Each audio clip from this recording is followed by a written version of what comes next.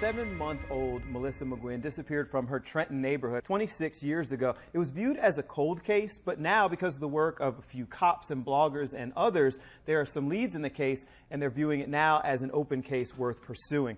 So baby Melissa's mom and husband shared a house with another couple, a woman named Wanda Reed. One day, Wanda took baby Melissa for a walk. She left the house, and when she returned, Melissa wasn't with her. Now, it's worth noting that Wanda was 30 years old, but was viewed as having the mental capacity of someone who was 6 or 7 years old.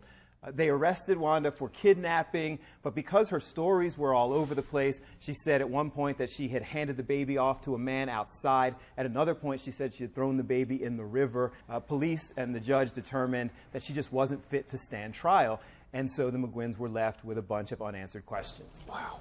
So I retraced the walk that Wanda actually took to try to see what investigators were seeing. I walked from the house. I walked down to the water.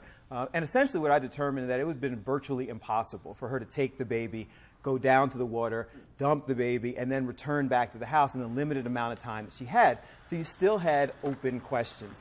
And even though it's been 26 years now, a lot of people are on board with that belief. Blogger Anna Canard said that she felt the same way.